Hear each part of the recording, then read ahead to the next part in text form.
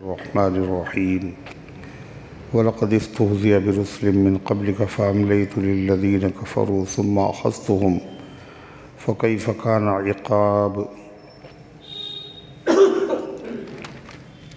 أفمن هو قائم على كل نفس بما كسبت وجعلوا لله شركاء قل سموهم أم تنبئونه بما لا يعلم في الأرض أم بظاهر من القول بل زين للذين كفروا مكرهم وصدوا عن السبيل ومن يضلل الله فما له من هاد لهم عذاب في الحياة الدنيا والعذاب الآخرة أشق وما لهم من الله من واق مثل الجنة التي وعد المتقون تجري من تحتها الأنهار أكلها دائم وظلها تلك عقبى الذين اتقوا وعقبى الكافرين النار والذين آتيناهم الكتاب يفرحون بما أنزل إليك ومن الأحزاب من ينكر بعضه قل إنما أمرت أن أعبد الله ولا أشرك به إليه أدعو وإليه مآب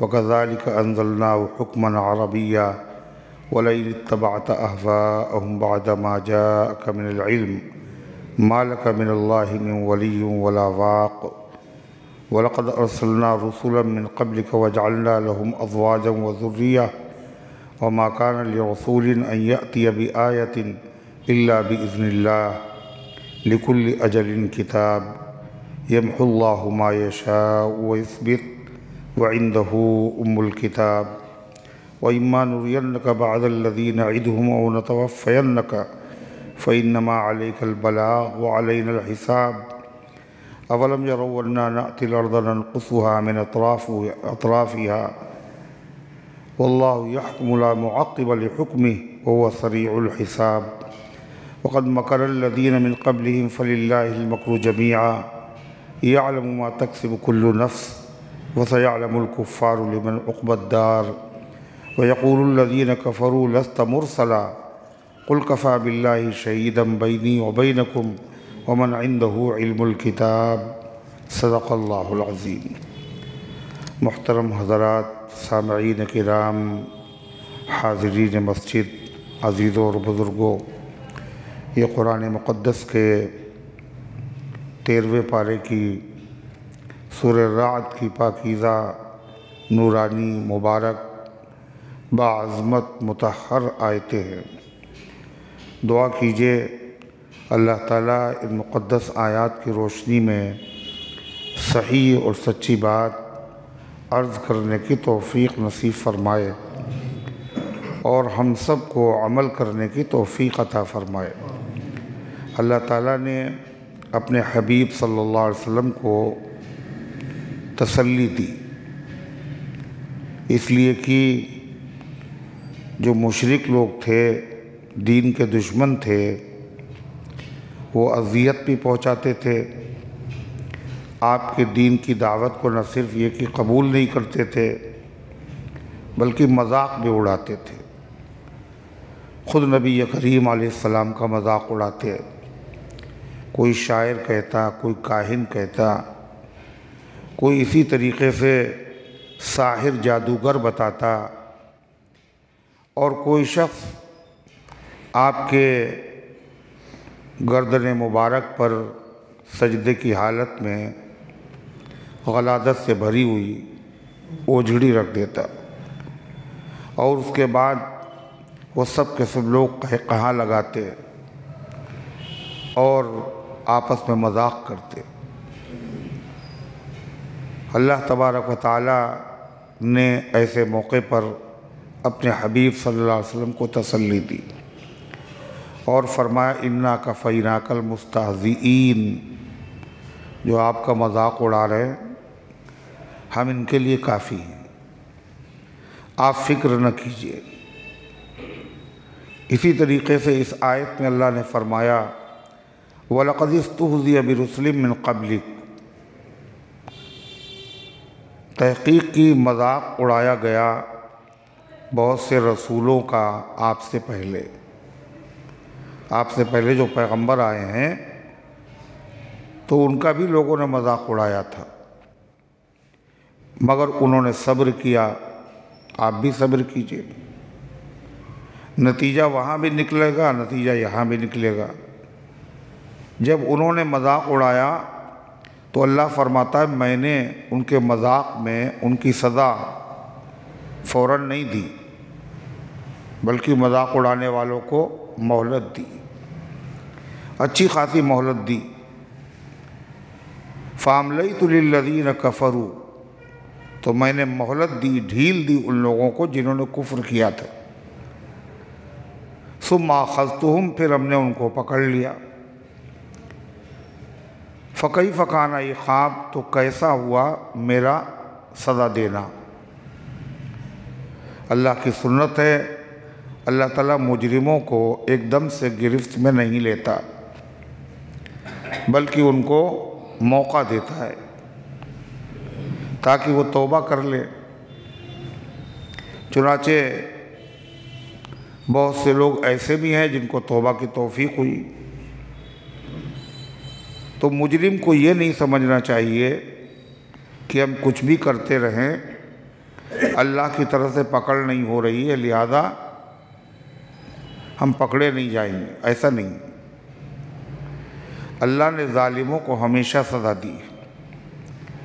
اللہ تعالیٰ مظلوم سے کہتا ہے لَأَنْصُرَنَّكَ وَلَوْ بَعْدَ حِينٍ، ہم تیری مدد ضرور کریں گے اگرچہ تھوڑے وقت کے بعد صحیح۔ دنیا نے ظالموں کی تاریخ پڑھی ہے، کوئی ظالم ایسا نہیں ہے جس کو اللہ تعالیٰ نے اسی دنیا میں سزا نہ دی ہو۔ تو اللہ فرماتا ہے فَكَيْفَ كَانَ عِقَابِ، کیسا ہوا میرا سزا دینا۔ جیسے ان مجرموں کو سزا دی گئی جنہوں نے دیگر انبیاء علیہ السلام کا مذاق اڑایا، نبیوں کا صبر اور ان کا مذاق دونوں رنگ لائے۔ نبیوں کو کامیابی ملی، مذاق اڑانے والے ناکام ہو گئے۔ یہی یہاں بھی ہوگا۔ پھر اللہ تعالیٰ فرماتا ہے یہ جو آپ کا مذاق اڑا رہے ہیں، حقیقت میں مذاق اڑائے جانے کے لائق تو یہ لوگ ہیں، اس لیے کہ یہ کتنے بدعقل ہیں، کتنی حماقت کی باتیں کرتے ہیں۔ یہ کیا ہے سب سے بڑی حماقت کی بات؟ یہ کہتے ہیں کہ اللہ کے علاوہ بھی معبود ہیں، اور معبود بھی کون؟ معبود بھی کون؟ پتھر کی مورتیاں۔ سوچئے، ایک طرف اللہ تعالیٰ جس کی قدرت لامحدود، جس کی قدرت کی کوئی حد نہیں، جس کا علم لامحدود، جس کے علم کی کوئی لمٹ نہیں، چھپا ہوا کھلا ہوا سب کچھ جانتا ہے، جو چاہا اس نے کیا، جو چاہتا ہے کرتا ہے، جو چاہے گا کرے گا۔ اس کے برابر یہ پتھر کی مورتیاں کہیں ہو سکتی ہیں؟ اللہ کی جو صفات ہیں، ان صفات میں سے کوئی صفت ان مورتیوں میں پائی جاتی ہے؟ یہ ظاہر باطن کو کیا جانے، یہ خود اپنے بارے میں بھی نہیں جانتے ہیں، یہ اپنے پجاریوں کو بھی نہیں جانتے، یہ اپنے عبادت گزاروں کی حفاظت کیا کریں گے، یہ خود اپنی حفاظت نہیں کر سکتے۔ جہاں بٹھا دیا بیٹھے ہوئے ہیں، جہاں کھڑا کر دیا وہاں کھڑے ہوئے ہیں، ہل بھی تو نہیں سکتے۔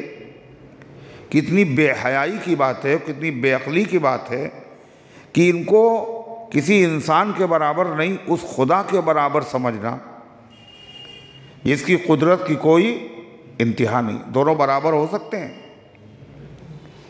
پوچھئے کسی مشرک سے، کسی شرک کرنے والے سے، خود یہ سوال کیجئے۔ اللہ فرماتا افمن ہوا قائم علی کل نفس بما کسبت، بھلا وہ ہستی جو ہر انسان پر اس کے کیے ہوئے کاموں پر مطلع ہے، انسان جو بھی کر رہا ہے، جہاں بھی کر رہا ہے، جس طرح بھی کر رہا ہے، اللہ تعالیٰ ہر ایک سے واقف ہے۔ کیا وہ ہستی اس کے برابر یہ مورتیاں ہو سکتی؟ یا غیر اللہ میں سے کوئی بھی ہو سکتا ہے؟ اس کے برابر تو کوئی نہیں ہو سکتا۔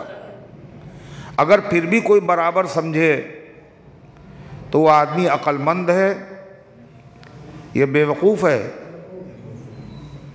تو بہت بڑا احمق ہے۔ اس سے اچھا تو وہ خود ہے، اس سے اچھا تو وہ خود ہے جن کی پوجا کر رہا ہے۔ آپ سوچئے ان سے بہتر تو پجاری ہیں، ان کے طاقتور ہیں، دیکھتے ہیں، کھاتے ہیں، پیتے ہیں، چلتے ہیں، پکڑتے ہیں، وہ تو کچھ بھی نہیں کرتے۔ اللہ فرماتا اور ایسے خدا کے ہوتے ہوئے جو ہر چیز پر قادر و سب کچھ کر سکتا ہو، پھر بھی کچھ خداؤں کو مان لینا، یہ کیا ہے؟ حماقت ہے۔ فرمایا جعلوا للہ شرکاء، انہوں نے اللہ تعالیٰ کے کچھ شرکاء، شریک، پارٹنر، مد مقابل، معبود تجویز کر لیے، پھر بھی اس حماقت کے باوجود پھر بھی وہ خدا مانتے ہیں۔ اللہ فرماتا ہے قل سموہم، آپ ان سے کہیے اللہ تعالیٰ کا پارٹنر کون، ذرا نام بتاؤ ان کے، ہم بھی تو دیکھیں، ہم بھی تو دیکھیں اس کے اندر خدائی صفات میں سے کون سی صفت پائی جاتی ہے۔ سموہم، نام بتاؤ ان کو۔ ظاہر بات ہے کوئی بھی دنیا میں ایسا نہیں ہے، لہذا جب نہیں ہے تو نام کون بتائے گا ان کے؟ اللہ تعالیٰ فرماتا ہے ام تنبئونہ بما لا يعلم فی الارض ام بظاہر من القول، اگر خدا کا کوئی پارٹنر نہیں ہے اور واقعی نہیں ہے، پھر تم دوسروں کو خدا کہہ کر کے گویا کو اللہ کو یہ بتانا چاہتے ہو اے اللہ آپ کے برابر کچھ اور بھی مخلوقات ہیں، تو اللہ کو خبر دے رہے ہو ایسی چیز کی، حالانکہ اللہ اپنے علاوہ کون اس کا پارٹنر ہے، اللہ کسی ایسے شخص کو نہیں جانتا۔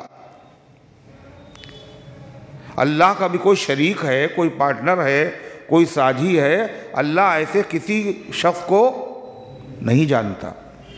اور اللہ کوئی چیز موجود ہو اور نہ جانے، یہ ہو نہیں سکتا، یہ محال ہے۔ لہذا اللہ کا شریک ہونا بھی محال ہے، مگر ان کی عقل پہ پردے پڑے ہوئے ہیں، یہ پھر بھی مان رہے ہیں۔ ایک دو نہیں، کتنے 360 33 کروڑ۔ ام تنبئونہ بما لا يعلم فی الارض، کیا تم اللہ کو بتانا چاہتے ہو، خبر دینا چاہتے ہو ان معبودوں کی جن کو وہ نہیں جانتا ہے زمین میں؟ زمین میں اور بھی معبود ہیں، اللہ جانتا نہیں، تم خبر دے رہے ہو خدا کو، خدا کو جس کا علم نہ ہو، ہر موجود کا خدا کو علم ہے، اگر ہوتے تو خدا کو علم ہوتا، لہذا جب نہیں ہے تو تم کیا اللہ کو ایسی چیز کی خبر دینا چاہتے ہو جو اللہ نہ جانتا ہو؟ یہ ہو نہیں سکتا، اللہ کا معبود بھی نہیں ہو سکتا۔ ام بظاہر من القول، یا حقیقت میں یہ بھی کسی کو معبود نہیں سمجھتے ہیں مگر ظاہری طور پر ان کو اپنا معبود کہتے ہیں، یہ بھی جانتے ہیں نہیں ان میں کچھ نہیں جانتے؟ ارے سب جانتے ہیں، سب جانتے ہیں۔ ہم بظاہر من القول، یہ ظاہری طور پر اس طرح کی باتیں کرتے ہیں۔ یہ اللہ فرماتا ہے یہ اتنی حماقت والی بات ہے، مگر کر کون رہا ہے؟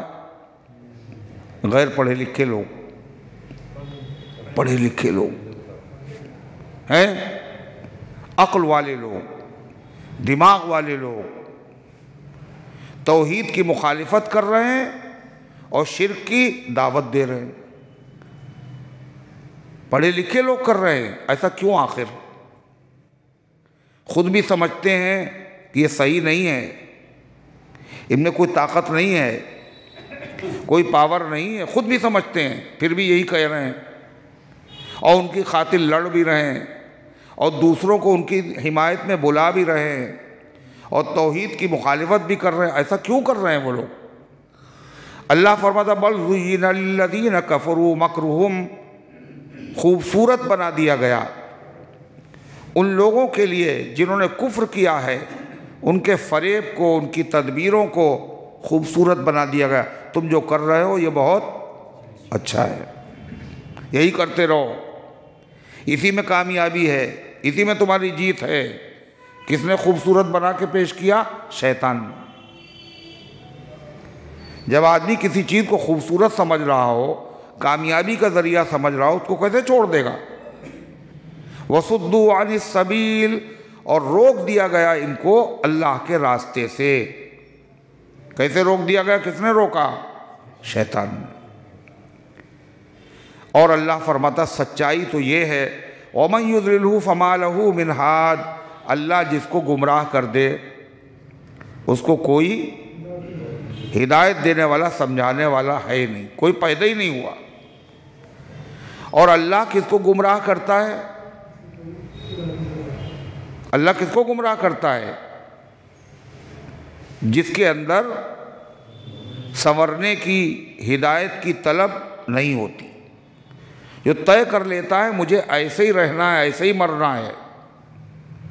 اللہ تعالیٰ کی سنت ہے، پھر اللہ تعالیٰ بھی اسے ہدایت نہیں دیتا۔ یہ جتنے لوگ ہیں یہ سب ضدی ہیں، ہر دھرم ہیں، جاننے کے بعد بھی نہ ماننے والے ہیں۔ تو اللہ تعالیٰ پھر ان کو گمراہ کر دیتا، توفیق نہیں دیتا، اور جب اللہ توفیق نہ دے پھر تو کوئی بھی ہدایت نہیں دے سکتا۔ لہم عذاب فی الحیات الدنیا، ان کے لیے سزا ہے، آخرت میں ہوگی، دنیا میں بھی سزا ہے۔ قتل بھی ہوتے ہیں، گرفتار بھی ہوتے ہیں، زلزلے کا، وباؤں کا، بیماریوں کا شکار بھی ہوتے۔ لہم عذاب فی الحیات الدنیا، بے چینیاں ان کا مقدر ہے، سب کچھ ہے مگر سکون نہیں ہے۔ اتنا سب کچھ کر رہے اور اس کے بعد بھی بات جب بنتی نہیں تو کہتے ہیں یہ کیسے خدا ہے؟ لہم عذاب فی الحیات الدنیا، ان کے لیے دنیا کی زندگی میں عذاب، والعذاب الآخرۃ اشق، اور آخرت کا عذاب تو بہت سخت ہے۔ دنیا کے عذاب کی اس کے سامنے کوئی حقیقت ہے ہی نہیں۔ سخت کس اعتبار سے ہے؟ سخت کس اعتبار سے ہے؟ دو اعتبار سے۔ ایک تو دنیا کا عذاب، دنیا ختم، عذاب ختم، جس کو عذاب دیا جا رہا وہ ختم، عذاب ختم۔ لیکن آخرت کا عذاب کبھی ختم نہیں ہوگا۔ یہ کتنا بڑا عذاب ہے، دنیا کے عذاب سے کتنا بڑا سخت ہوا، کبھی ختم ہی نہیں ہوگا۔ دوسرے، آخرت کا عذاب دنیا کے مقابلے میں سخت اس لیے بھی ہے کہ دنیا کی آگ کیا ہے؟ جہنم کی آگ کے مقابلے میں کتنی کمزور ہے؟ وہ 70 گنا زیادہ، یہ 70 گنا کم۔ تو وہ عذاب زیادہ سخت ہوا یا یہ عذاب زیادہ سخت ہوا؟ وہ عذاب سخت۔ اس کے علاوہ دنیا کی آگ آدمی کے پہلے جسم کو جلاتی ہے، کھال جلاتی ہے، اور دل پر اٹیک بعد میں کرتی ہے۔ جب آگ دل پر اٹیک کرتی ہے تو آدمی زندہ بچتا نہیں ہے، ورنہ دواؤں سے بچ جاتا ہے۔ جہنم کی آگ جو ہے وہ ڈائریکٹ سب سے پہلا حملہ اس کا دل پہ ہوتا ہے۔ اسی میں عقیدے ہیں، اس میں نیتیں خراب ہیں، اسی میں عداوت ہے، دشمنی ہے، اسلام کے خلاف منصوبے اور سازشیں کون بناتا؟ دل پہ اٹیک۔ التی تطلع علی الافئدہ، اللہ خود بتا رہا ہے نار اللہ الموقدہ، وہ آگ بندوں کی جلائی ہوئی نہیں ہے، اللہ کی جلائی ہوئی۔ بندوں کی جلائی ہوئی آگ سے بندہ بچ سکتا ہے اور بچا سکتا ہے، مگر اللہ نے جس کو جلانے کے لیے بنایا ہو تو کسی کی اوقات نہیں اس سے بچ سکے۔ اللہ خود بتا رہا ہے التی تطلع علی الافئدہ، وہ آگ آدمی کے دل پہ حملہ آور ہوتی ہے۔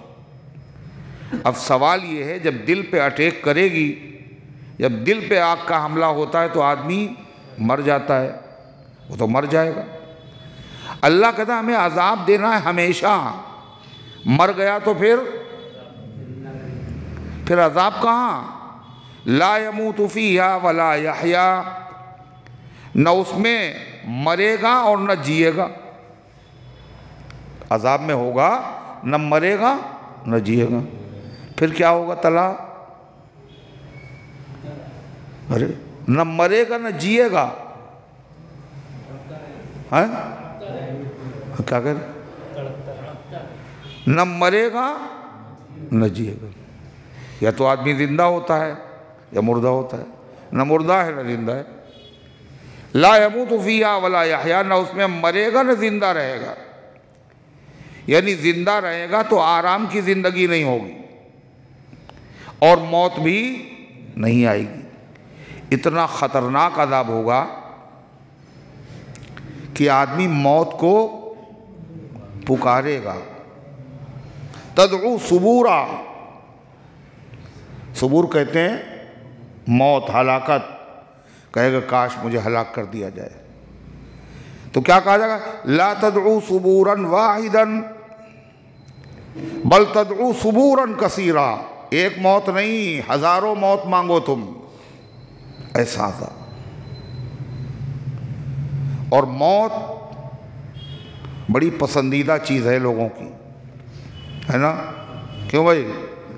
موت سب کو اچھی لگتی نا؟ ارے ہاں اچھا، وجاءت سکرۃ الموت ما كنت منہ تحید، آ گئی موت کی سختی، جسے تو بہت بدکتا تھا، بہت گھبراتا تھا، آ گئی موت۔ آدمی مرنا چاہتا ہی نہیں ہے۔ حضرت عائشہ صدیقہ رضی اللہ تعالی عنہ فرماتی ہے نبی پاک صلی اللہ علیہ وسلم فرمایا کہ اللہ کہتا ہے جو مجھ سے ملنا پسند کرتا ہے میں اس سے ملنا پسند کرتا ہوں، جو مجھ سے ملنا نہیں پسند کرتا میں اس سے ملنا پسند نہیں کرتا۔ اور اللہ سے ملاقات کیسے ہوگی؟ موت کے بغیر ہوگی۔ تو اللہ سے ملاقات کی وجہ سے موت پسند ہے۔ الموت تحفۃ المومن، موت مومن کا تحفہ ہے، اللہ سے ملاقات ہو گئی۔ تو ام المومنین نے عرض کیا اے اللہ کے رسول، ہم میں سے ہر آدمی موت کو ناپسند کرتا ہے،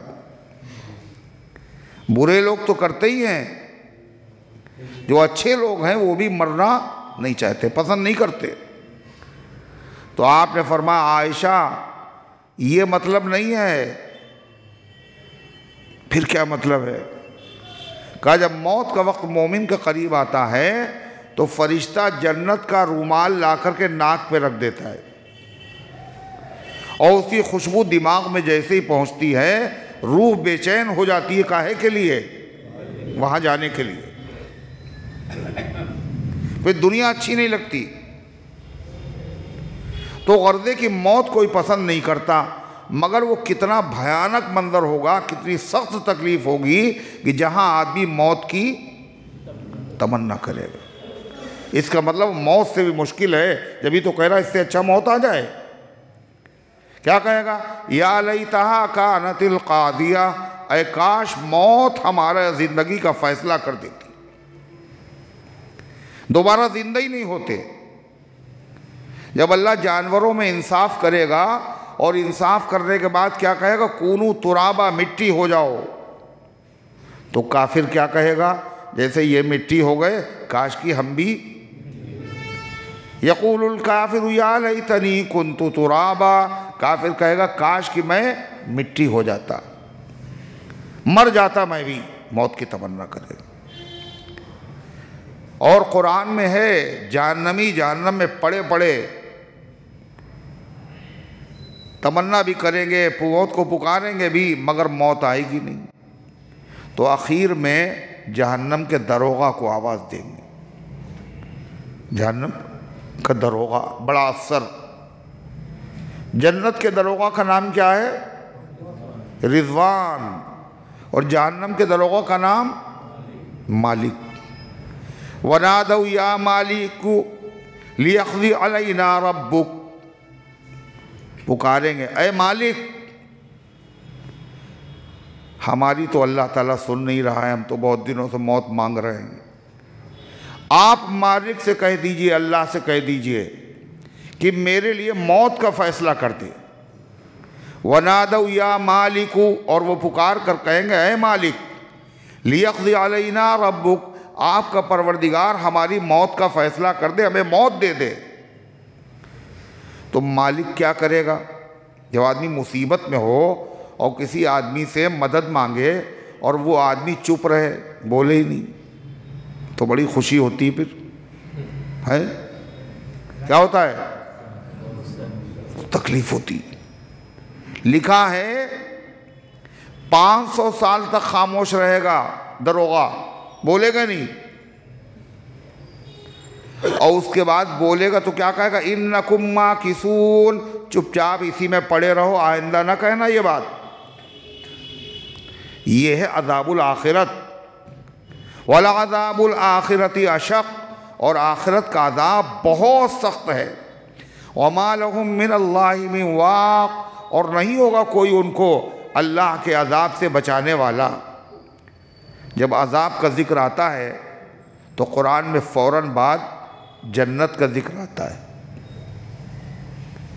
جب اللہ جہنمیوں کا ذکر کرتا ہے تو جنتیوں کو فوراً ذکر کرتا ہے. سعیدوں کے بعد سعیدوں کا ذکر, شقی و بدبخت لوگوں کے بعد سعادت مند لوگوں کا ذکر, تاکہ بندے اللہ کی رحمت سے مایوس نہ ہو جائے. اللہ فرماتا ہے مثل الجنت التی وعد المتقون. اس جنت کی حالت بھی سن لو جس کا وعدہ کیا گیا ہے متقی لوگوں سے. کس سے؟ متقی لوگوں سے. جنت کس کے لیے تیار کی گئی؟ اعدت للمتقین. متقی لوگوں کے لیے. ہم لوگ متقی ہیں نہیں ہیں. ارے بولو, کون متقی ہے؟ ارے متقی, پرہیزگار,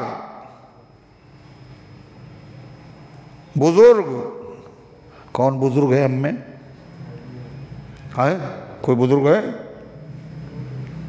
کوئی بزرگ نے آج تک کہا ہی نہیں ہم بزرگ ہیں. کہا ہے؟ کسی پاگل نے اپنے آپ کو پاگل نہیں کہا, اور کسی سوتے ہوئے آدمی نے یہ نہیں کہا میں سو رہا تھا.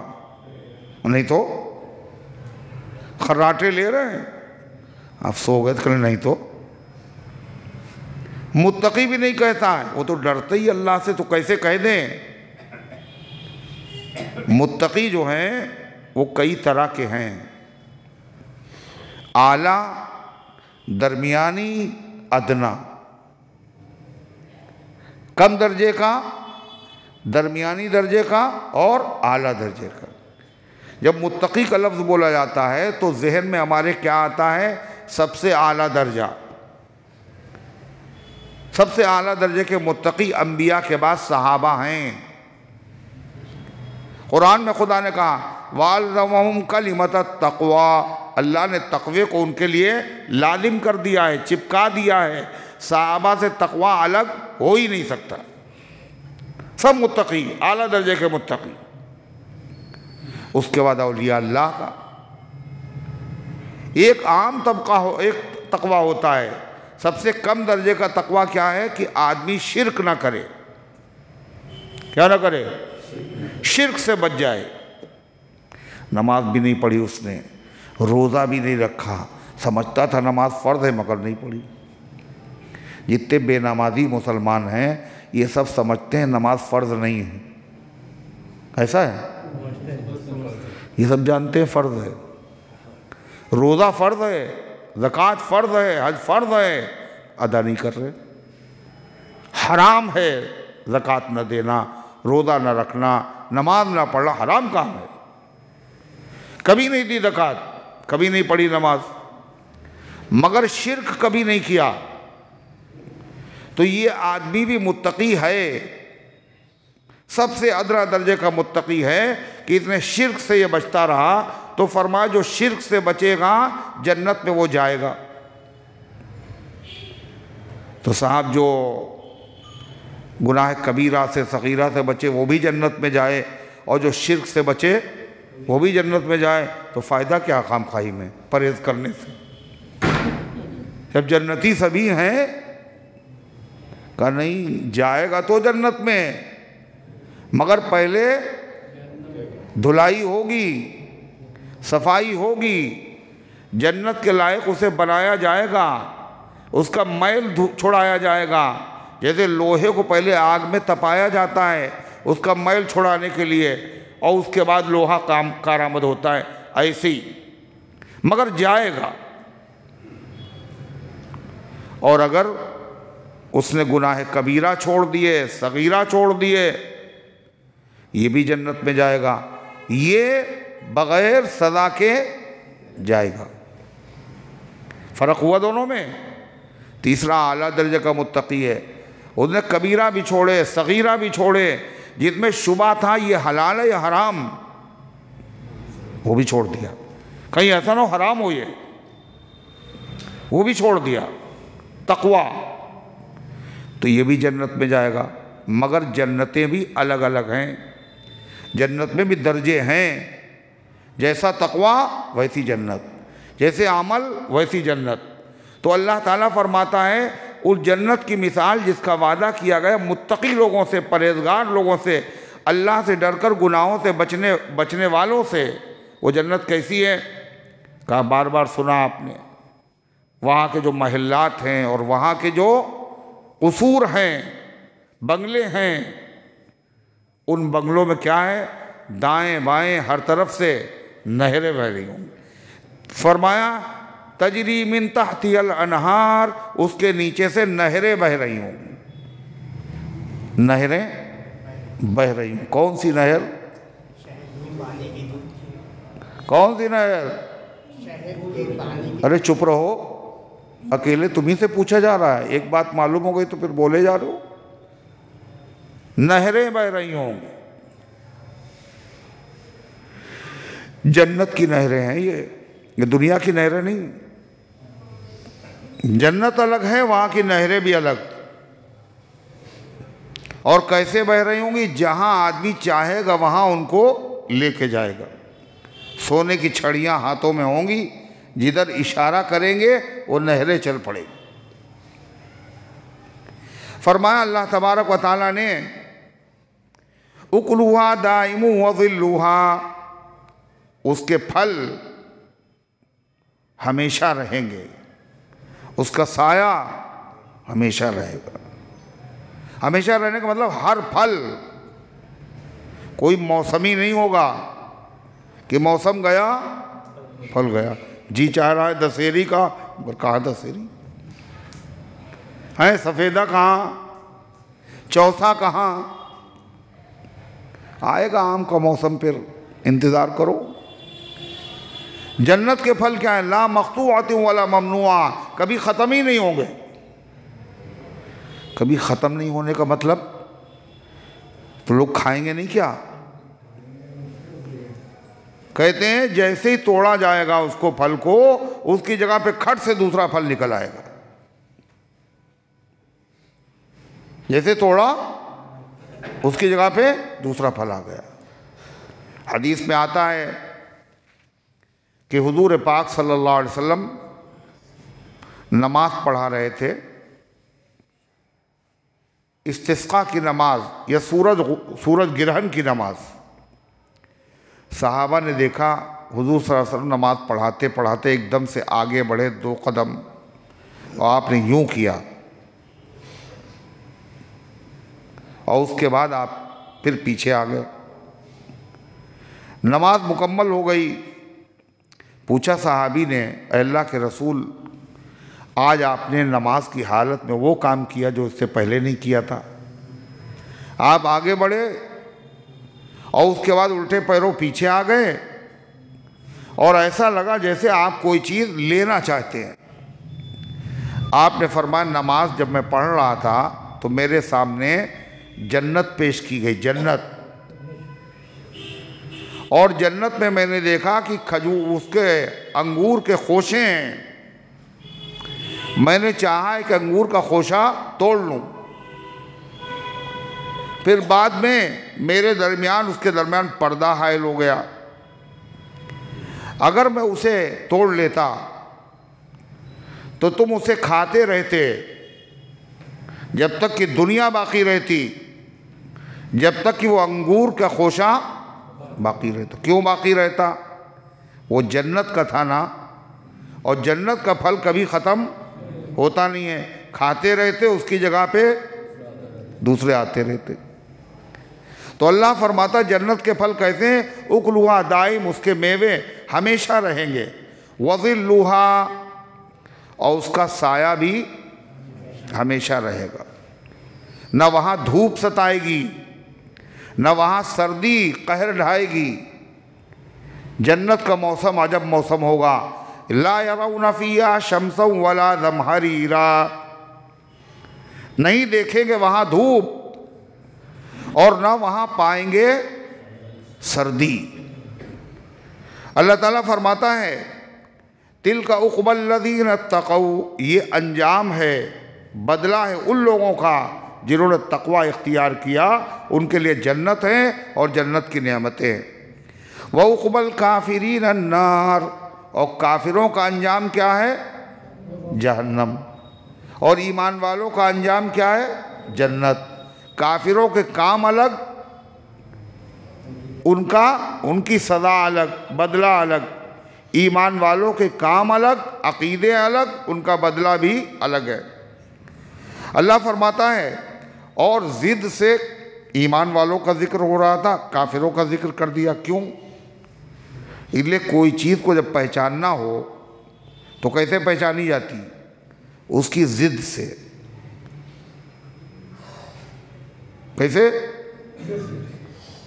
کیسے پہچانی جاتی؟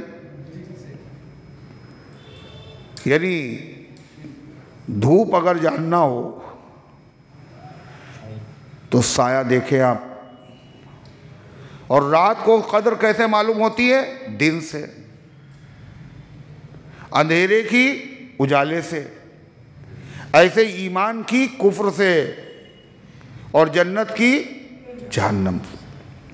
اللہ تعالیٰ نے فرمایا وَالَّذِينَ آتَيْنَاهُمُ الْكِتَابَ يَفْرَحُونَ بِمَا أُنزِلَ إِلَيْكَ، اور وہ لوگ جن کو ہم نے کتاب دی ہے وہ خوش ہوتے ہیں، بِمَا أُنزِلَ إِلَيْكَ، اس کتاب سے جو آپ کی طرف اتاری گئی، جن کو ہم نے کتاب دی ہے وہ خوش ہوتے ہیں اس کتاب سے جو ہم نے آپ کو عطا کی ہے۔ کتاب سے مراد اگر قرآن لیا جائے تو قرآن اللہ تعالیٰ نے کون سے نبی کی امت کو دیا؟ سوچ لیجئے، بہت مشکل سوال ہے نا۔ قرآن کس کو ملا؟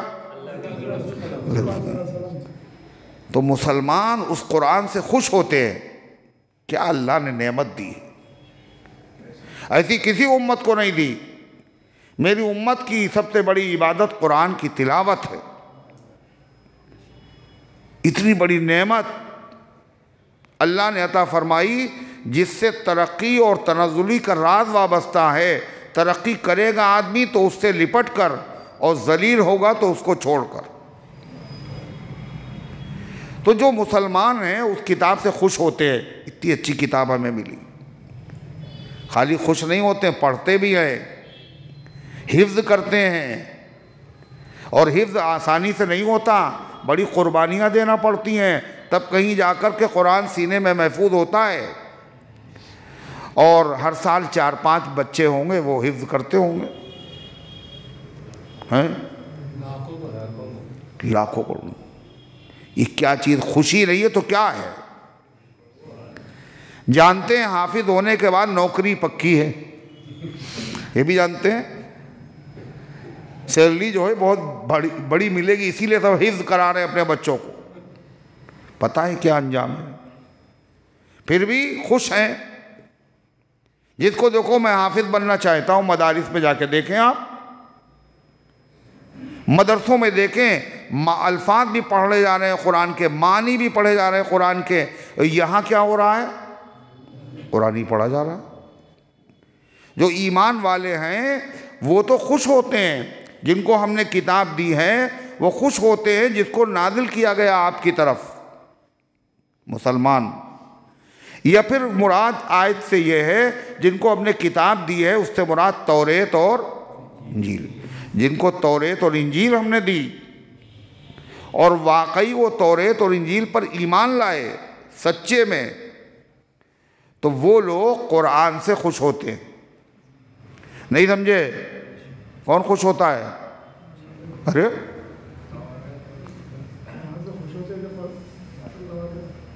یہ دیکھا ہے، پتہ نہیں کیا سن رہے ہیں۔ جن کو ہم نے کتاب دی ہے وہ خوش ہوتے ہیں اس کتاب سے جو ہم نے آپ پر اتاری ہے۔ جن کو پہلے سے کتاب دی ہے توریت اور انجیل اور زبور، وہ لوگ بھی قرآن جب پڑھتے ہیں تو خوش ہوتے ہیں۔ اس سے مراد کون لوگ ہیں؟ یعنی وہ لوگ جو قرآن توریت اور انجیل پڑھتے ہیں اور واقعی اس پر ایمان رکھتے ہیں۔ جو توریت پر ایمان رکھے گا وہ قرآن پر ایمان نہ رکھے ہو نہیں سکتا۔ جو انجیل پر سچے حقیقت میں ایمان رکھے گا وہ قرآن کو کنڈم کرے نہ مانے ہو ہی نہیں سکتا۔ زبور کا ماننے والا قرآن کی ناقدری نہیں کر سکتا۔ جو موسیٰ علیہ السلام پر سچا ایمان رکھے گا وہ عیسیٰ علیہ السلام پر بھی ایمان رکھے گا، محمد رسول اللہ صلی اللہ علیہ وسلم پر بھی ایمان رکھے گا۔ تو واقعی جو سچے مومن ہیں اہل کتاب میں سے، وہ قرآن پڑھ کر خوش ہوتے ہیں۔ کیوں خوش ہوتے ہیں؟ اس لیے کہ ان کی کتابوں میں ذکر تھا آخری نبی پر ایک عظیم الشان کلام نازل کیا جائے گا۔ ان کی کتاب بھی سچی ہے اور وہ کلام اللہ نے نازل بھی کر دیا۔ الحمدللہ کتاب میں پڑھتے تھے، وہ قرآن آنکھوں سے دیکھ بھی لیا اور قرآن ہم نے سن بھی لیا، خوش ہوتے۔ مگر جو اہل کتاب پر بھی ایمان نہیں رکھتے قاعدے سے، وہ کتاب کے بتانے کے باوجود، موسیٰ علیہ السلام کے کہنے کے باوجود آخری نبی کا کلمہ بھی نہیں پڑھتے اور قرآن پر ایمان بھی نہیں لاتے۔ اللہ فرماتا والذین آتیناہم الکتاب، جن کو ہم نے کتاب دی ہے، یفرحون بما انزل الیک، وہ خوش ہوتے ہیں اس سے جو آپ پر نازل ہوا۔ جیسے عبداللہ ابن سلام یہودیوں کے عالم تھے، ایمان لے آئے۔ کعب احبار یہودیوں کے عالم تھے، ایمان لے آئے۔ جیسے نجاشی بادشاہ اسہمہ عیسائی تھا، ایمان لے آیا، اور اس نے آپ کی خدمت میں بہت سارے عیسائیوں کو بھیجا، وہ بھی ایمان لائے۔ جیسے تمیم داری یہ وہ صحابی ہیں جنہوں نے مسجد نبوی میں سب سے پہلے روشنی کا انتظام کیا۔ یہ تمیم داری کیا تھے؟ پہلے عیسائی، اور سچے عیسائی تھے۔ انہوں نے ایمان قبول کر لیا۔ اس ایمان قبول کیا، قرآن سے خوش ہوئے، قرآن پہ عمل کیا۔ اللہ نے کیا مقام دیا؟ حضرت عمر سے پوچھئے۔ مدینے میں ایک پہاڑ سے آگ نکلنا شروع ہوئی، کوہ آتش فشاں، وہ پہاڑ جن سے آگ باہر آتی ہے۔ پورے علاقے کے علاقے جل جاتے ہیں، آگ ظاہر ہوئی۔ حضرت عمر رضی اللہ عنہ تمیم داری کے پاس آئے، کہنے جاؤ آگ کو اندر کر کے آؤ۔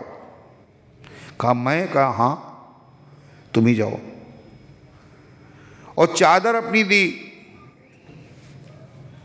حضرت تمیم داری گئے اور اس کو ایسے ہکا رہے ہیں جیسے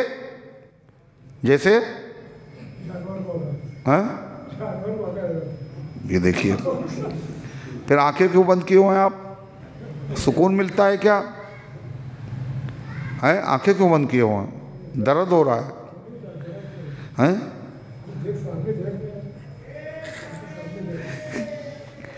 تو انہوں نے ایسے کوڑا بنا کے ایسے ہکایا جیسے جانور ہکایا جاتا ہے. آگ اندر داخل ہوئی پھر دوبارہ آج تک نہیں نکلی. اللہ فرماتا ہے وَمِنَ الْأَحْزَابِ مَن يُنْكِرُ بَعْضَهُ، اور ان جماعتوں میں سے بعض وہ بھی ہیں جو قرآن کی بعض باتوں کو نہیں مانتے. انہی اہل کتاب میں سے، یہودیوں میں سے، عیسائیوں میں سے اور مشرکین کی جماعتوں میں سے جو قرآن کے کچھ حصے کو نہیں مانتے. کہتے باقی قرآن تو ٹھیک ہے مگر قرآن میں جہاں بت پرستی کا ذکر ہے یہ ٹھیک نہیں ہے، یہ بدلوا دیجئے، آپ دوسرا قرآن لے آئیے. اللہ تعالیٰ فرماتا ہے یہ مانے یا نہ مانے، یہ راضی ہوں یا ناراض ہوں، آپ صاف صاف اعلان کر دیے کیا؟ قُلْ إِنَّمَا أُمِرْتُ أَنْ أَعْبُدَ اللَّهَ، آپ کہیے مجھے حکم دیا گیا ہے کہ میں عبادت کروں اللہ کی، وَلَا أُشْرِكَ بِهِ، اور اس کے ساتھ کسی کو شریک نہ کروں، إِلَيْهِ أَدْعُو وَإِلَيْهِ مَآبِ، اور اسی کی طرف میں دعوت دیتا ہوں اور اسی کی طرف مجھے لوٹ کر کے جانا ہے. وَكَذَلِكَ أَنزَلْنَاهُ حُكْمًا عَرَبِيًّا، اللہ فرماتا ہے اے پیغمبر ان کو قرآن ماننے میں پریشانی کیا ہے؟ اس لیے قرآن اللہ کی پہلی کتاب نہیں ہے، اس سے پہلے کتابیں آئیں. اللہ کے نبی پہلے نبی نہیں ہیں، اور بھی نبی آئے. اگر یہ کہیے وہ کتابیں سریانی زبان میں تھیں، عبرانی زبان میں تھیں، تو ظاہر بات ہے جس قوم میں جو نبی آیا وہ اسی کی زبان بولتا ہوا آیا اور کتاب بھی اسی زبان میں نازل کی گئی. قرآن تو سارے عالم کے لیے ہے، اللہ کے نبی تو سارے عالم کے نبی ہیں، اور پوری دنیا میں خالی عربی تھوڑی بولی جاتی ہے، ارے ہر زبان بولی جاتی ہے. پوری دنیا میں جو لوگ رہتے ہیں وہ ہر زبان کے بولنے والے ہیں. اللہ کے نبی تو سارے عالم کے لیے نبی بنا کر کے بھیجا گیا، لہذا ان زبانوں میں کسی بھی زبان میں قرآن نازل ہوتا، لیکن نہیں، قرآن کو جو نازل کیا گیا وہ عربی میں کیوں؟ ہیں تو آپ سب کے نبی، ہر زبان بولنے والوں کے نبی، قرآن ہر زبان بولنے والوں کی کتاب، مگر قرآن کے نزول کے لیے اللہ نے عربی کا انتخاب کیوں کیا؟ اس لیے ہیں تو آپ سب کے نبی، مگر آپ کو جہاں اللہ نے پیدا کیا اور جو سب سے پہلے جن کو آپ نے دعوت دی، جن کا سابقہ پڑھا، ان کی زبان کون سی تھی؟ عربی تھی. اللہ چاہتا ہے کہ پہلے عرب لوگ سمجھیں اور سمجھ کر کے ساری دنیا میں اللہ کا پیغام پہنچائیں. یہی ہوا، پہلے عربوں نے سیکھا، صحابہ نے قرآن سیکھا، الفاظ سیکھے، معنی سیکھے، پھر پوری دنیا میں پھیل گئے. آج جو قرآن ہمارے پاس ہے یہ انہی کی محنتوں کا نتیجہ ہے. بہار جو دنیا میں آئی ہوئی ہے یہ سب پود انہی کی لگائی ہوئی ہے. اللہ فرماتا ہے ہم نے اسی طریقے سے ہم نے نازل کیا آپ پر حکم، یعنی کلام عربی زبان میں. جیسے دوسری زبانوں میں دوسری کتابیں آئی ہیں، ایسے ہم نے قرآن کو عربی زبان میں نازل کیا، اس لیے کہ قرآن تمام کتابوں میں سب سے افضل، جس پر نازل ہوا وہ نبی تمام نبیوں میں سب سے افضل. جس زبان میں نازل ہوا وہ زبان دنیا کی تمام زبانوں میں سب سے افضل. کیوں؟ اتنی بڑی کوئی زبان نہیں، اتنی فصیح کوئی زبان نہیں، اتنی زیادہ بولی جانے والی کوئی زبان نہیں. آپ کہیں گے سب سے زیادہ انگریزی بولی جاتی، مگر انگریزی کہاں تک بولی جاتی ہے؟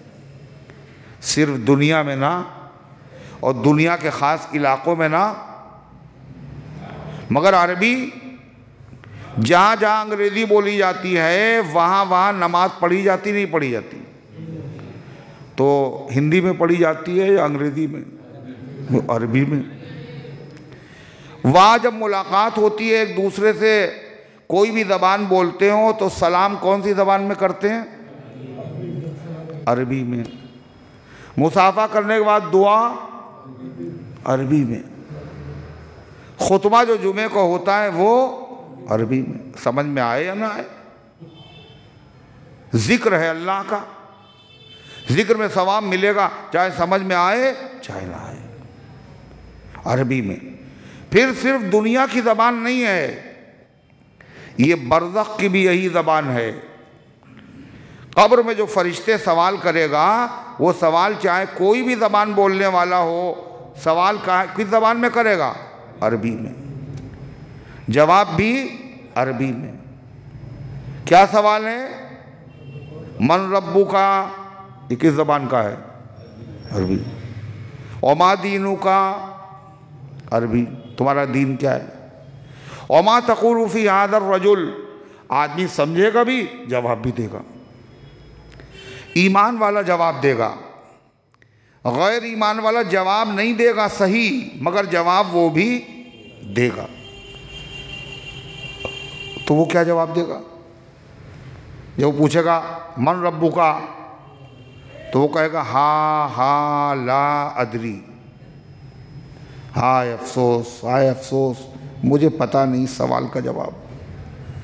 ہر سوال کے جواب میں لا ادری، یہ کیا چیز ہے؟ یہ کس زبان کا لفظ ہے؟ ہندی کا، سنسکرت کا، عربی۔ عالم برزخ میں یہی زبان، عالم جنت میں کون سی زبان؟ یہی زبان۔ آپ نے فرمایا احب العرب، عربوں سے محبت کرو، لأنی عربی، اس لیے کہ میں عربی ہوں، والقرآن عربی، قرآن کی زبان عربی ہے، ولسان اہل الجنت عربی، اور جنتیوں کی زبان بھی عربی ہے۔ تو اللہ فرماتا ہے اے پیغمبر، جب آپ کے پاس دین کی صحیح بات آ گئی، قرآن آ گیا، اس سے پہلے جو کتابیں آئی تھیں ان کتابوں میں جو حکم تھے وہ حکم قرآن نے بدل دیے، وہ اتنے ہی ٹائم کے لیے تھے۔ کچھ دوائیں ایسی ہوتی ہیں جو ڈاکٹر بدلتا رہتا ہے، ایک ہفتہ یہ دوا، جب وہ ایک ہفتہ ہو گیا تو دوسری دوا لکھی، بدلتا نہیں بدلتا۔ تو آدمی کہے جاہل ہے ڈاکٹر، بتائیے، ارے یہی دینا تھی، جب یہی دوا دینا تھی تو پہلے یہی دے دیتے۔ تو ڈاکٹر کیا کہے گا؟ ہم جاہل نہیں، جاہل تم ہو، ہمیں پہلے سے بتائیں، پہلے یہ دوا دی جائے گی، اس کا یہ اثر ہوگا، اور پھر اس اثر کے بعد پھر اس دوا کی ضرورت ہوگی۔ تو اللہ تعالیٰ پہلے سے جانتا ہے یہ حکم اس زمانے کے لیے مناسب ہے، یہ حکم اتنے ٹائم کے لیے مناسب ہے، یہ حکم اتنے وقت کے لیے مناسب ہے۔ پہلے ایک حکم دیتا ہے، جب وقت پورا ہو جاتا ہے تو دوسرا حکم بھیج دیتا ہے۔ اب پہلے والا حکم نہیں چلے گا، جیسے وہ 1000 اور 500 کے نوٹ، بولو چلیں گے؟ بھائی نوٹ تو ہے، اسی انڈیا کا نوٹ ہے، پہلے چلتا تھا، اب یہ کیا ہے؟ کوئی کاغذ کا ٹکڑا، کوئی دوسرا توڑی، وہی تو ہے، کہلے وہ سب صحیح، اب نہیں چلے گا۔ توریت اور انجیل ہیں اللہ کی کتابیں، اور اس کے حکم ہیں اللہ کے دیے ہوئے، مگر ان حکموں کا زمانہ اور تھا، اب زمانہ اور ہے، یہ قرآن کا زمانہ ہے۔ لہذا قرآن کے زمانے میں قرآن کی چلے گی، آخری نبی کے آنے کے بعد نبی جو بتائیں گے یہی چلے گا۔ اگر گورنر کسی علاقے کا ہے اور ایک بھوتپورو گورنر ہیں سابق گورنر، اب وہ کہیں کہ نہیں میرا بھی حکم چلے گا، وہ کہیں ٹھیک ہے آپ گورنر ہیں، مگر اب آپ کا زمانہ ختم، اس سے انکار نہیں، گورنر نہیں ہے آپ۔ تو اسی طریقے سے اللہ تعالیٰ فرماتا ہے جب آپ کے حکم آ گئے، پہلی شریعت منسوخ ہو گئی، پھر یہ چاہیں کہ ہمارے حکم پر آپ عمل کریں، اسی حکم پر عمل کریں جو موسیٰ علیہ السلام پہ نازل ہوا، عیسیٰ علیہ السلام پہ نازل ہوا، اللہ تعالیٰ فرماتا ہے یہ آپ کریں گے نہیں، اور اگر آپ نے کر لیا تو پھر سمجھ لیجئے کوئی اللہ تعالیٰ کی پکڑ سے آپ کو اور اللہ کے نبی اللہ کی مرضی کے خلاف کر ہی نہیں سکتے ہیں۔ اللہ نبی سے کہہ رہا ہے، سنا، ساری دنیا کو کہہ رہا ہے۔ آپ نے فرمایا لو کان موسیٰ حیا لما وسعہ الا اتباعی، اگر موسیٰ علیہ السلام بھی زندہ ہو کر کے آ جائیں تو وہ بھی توریت پہ عمل کریں گے، انہی پہ نازل ہوئی کتاب، ان کو بھی میری اتباع کے بغیر چارہ نہیں ہوگا۔ اب نجات کے لیے یہی ضرور، اللہ کہتا ہے وَلَئِنِ اتَّبَعْتَ أَهْوَاءَهُمْ بَعْدَ مَا جَاءَكَ مِنَ الْعِلْمِ، اگر آپ نے ان کی خواہشات کی پیروی کر لی جیسا وہ چاہتے ہیں، علم آ جانے کے بعد، مَا لَكَ مِنَ اللَّهِ مِنْ وَلِيٍّ وَلَا وَاقٍ، تو اللہ تعالیٰ سے بچانے کے لیے نہ کوئی بچانے والا ہوگا اور نہ کوئی اللہ کے مقابلے میں آپ کا حامی ہوگا۔ مشرکین یہ بھی کہا کرتے تھے یہ کیسے نبی ہیں، دیکھیے یہ کھاتے بھی ہیں اور پیتے بھی ہیں، ایسا نبی ہونا چاہیے جو نہ کھائے نہ پیے، یعنی فرشتہ۔ کیسا ہونا چاہیے؟ فرشتہ کیا فرشتہ مطلب کیا ہونا چاہیے فرشتہ؟ ٹیک لگا کے بیٹھے ہیں اور کونے میں جا کے بیٹھے ہیں تاکہ نظر نہ پڑے، ہم بھی کہیں زبیر نہیں آج سامنے آئیے، ادھر آئیے، یہ تو بے ادبی ہے، اچھے خاصا سوتے رہے ہیں آپ اتنی دیر تک۔ تو وہ لوگ سوچتے تھے کہ یہ تو انسان ہم ہی جیسے، یہ کیسے نبی ہو گئے؟ نبی اگر تو فرشتہ ہونا چاہیے۔ تو اللہ تعالیٰ بتا رہا ہے ان کو نبوت کا مطلب ہی نہیں معلوم ہے۔ نبی کاہے کے لیے بھیجا جاتا ہے؟ سیدھا راستہ دکھانے کے لیے اور عمل کر کے دکھانے کے لیے کہ اللہ کو کھانے کا طریقہ کون سا پسند ہے، تو فرشتہ کھاتے ہی نہیں تو کھانے کا طریقہ کیسے بتائے گا؟ فرشتہ پیتا نہیں، پینے کا طریقہ کیسے بتائے گا؟ فرشتوں کے وہاں بیویاں نہیں، بیویوں کے ساتھ سلوک کرنے کا طریقہ کیسے بتائے گا؟ فرشتوں کی اولاد نہیں تو اولادوں کی حقوق کیا ہیں فرشتہ کیسے سمجھائے گا؟ فرشتے سوتے نہیں، پھر سونے کا طریقہ اللہ کو کون سا پسند ہے فرشتہ کیسے بتائے؟ سوچیے آپ۔ تو یہ لوگ کہہ رہے ہیں کہ یہ تو کھاتے ہیں پیتے ہیں۔ ایک اور بات کہتے تھے کہ ان کی بیویاں ہیں، ان کی ایک بیوی نہیں کئی بیویاں ہیں۔ تو یہ بھی ایک اعتراض تھا، اور آج بھی اعتراض لوگ کرتے ہیں کئی بیویاں، مگر ان کے اعتراض کا منشا اور ہے، ان کے اعتراض کا منشا اور ہے۔ اعتراض حضور کی اتنی بیویاں کیوں ہیں آخر؟ ایک جواب تو اللہ نے قرآن میں دیا کہ جتنے نبی آئے ہیں سب کی بیویاں بہت تھیں، لہذا جو نبی کو ماننے والے وہ تو اعتراض نبی پر کر ہی نہیں سکتے، دوسرے اتنی بیویاں کیوں؟ نبی آتا ہے کاہے کے لیے؟ مسئلے سکھانے کے لیے، دین بتانے کے لیے۔ کچھ چیزیں ایسی ہیں جو مردوں سے بتائی جاتی ہیں اور کچھ چیزیں ایسی ہوتی ہیں جن کا تعلق عورتوں سے ہوتا ہے۔ آپ کی زندگی، گھر کی زندگی بھی عبادت ہے، باہر کی زندگی بھی عبادت ہے۔ باہر آپ کی جو زندگی ہے وہ امت کو پیش کرنے والی صحابہ کی بڑی جماعت ہے، گھریلو زندگی بھی پیش کرنے والی ایک جماعت ہونا چاہیے بڑی۔ چنانچہ ازواج مطہرات نے عورتوں کے مسائل بتائے نہیں بتائے؟ عائشہ صدیقہ رضی اللہ عنہا نے کتنے دن تک کتنے فتوے دیے؟ 2210 حدیثیں انہی سے ملی۔ اللہ جواب دے رہا ہے وَلَقَدْ أَرْسَلْنَا رُسُلًا مِّن قَبْلِكَ، ہم نے آپ سے پہلے بھی پیغمبر بھیجے ہیں۔ وَجَعَلْنَا لَهُمْ أَزْوَاجًا وَذُرِّيَّةً، اور ہم نے عطا کی ان کو بیویاں اور اولادیں بھی۔ ان میں سے ان پیغمبروں کو تم مانتے بھی ہو وہ پیغمبر تھے، حالانکہ ان کی بیویاں بھی تھیں اور بچے بھی تھے۔ ہمارا آخری نبی کی جب بیویاں اور بچے ہیں تو تمہیں اعتراض ہو رہا ہے؟ اس کا مطلب یہ ہے اعتراض برائے اعتراض ہے، تم سمجھنا نہیں چاہتے۔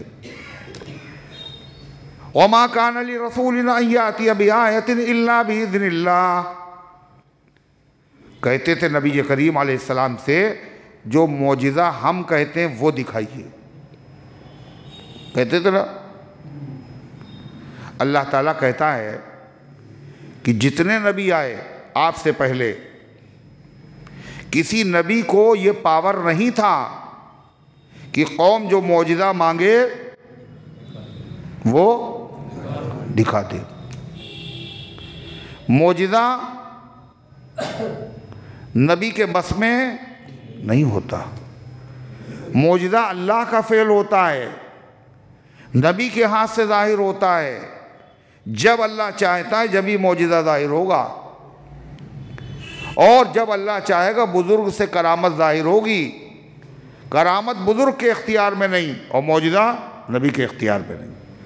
لہذا کہتے ہیں ہم نے معجزہ مانگا کہ صفا پہاڑ کو سونے کا بنا دو، یہ آپ نے بنایا نہیں، لہذا ہم کلمہ نہیں پڑھیں گے، آپ سچے نبی نہیں ہیں۔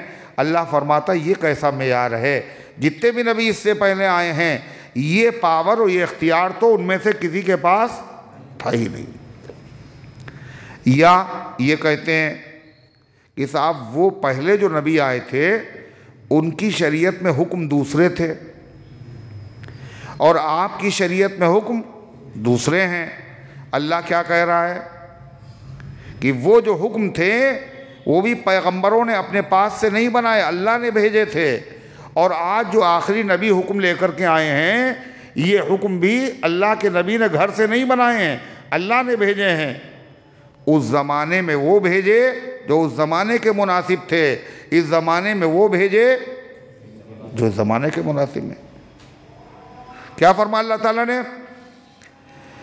وَمَا كَانَ لِرَسُولٍ أَن يَأْتِيَ بِآيَةٍ إِلَّا بِإِذْنِ اللَّهِ، اور کسی نبی کو یہ حق حاصل نہیں ہے کہ وہ کوئی نشانی لے آئے، معجزہ، یہ کوئی آیت بنا کر کے لے آئے، الا باذن اللہ، مگر اللہ ہی کے اجازت سے، اللہ ہی بھیجے گا جبھی ظاہر۔ لکل اجل کتاب، ہر زمانے کے لیے الگ الگ کتابیں ہیں، ہر زمانے کے لیے الگ الگ حکم ہیں، اس لیے جیسا زمانہ تھا ویسے حکم اللہ نے بھیجے۔ یمحو اللہ ما یشاء ویثبت، اللہ جس چیز کو چاہتا ہے مٹا دیتا ہے اور جس چیز کو چاہتا ہے باقی رکھتا ہے۔ بہت سے حکم اللہ کے ایسے ہیں جو اللہ نے پہلے دیے بعد میں ختم، تو اللہ تعالیٰ کے حکم ہے اللہ چاہے باقی رکھے اور چاہے ان کو منسوخ کر دے۔ جیسے آپ نے فرمایا صحابہ سے کنت نہیتکم عن زیارت القبور، میں نے تمہیں قبروں کی زیارت سے منع کر دیا تھا، فالآن فزوروہا، اب تم قبروں کی زیارت کر سکتے ہو۔ تو پہلے اللہ کا حکم آیا تھا منع کرنے کا، پھر حکم آیا،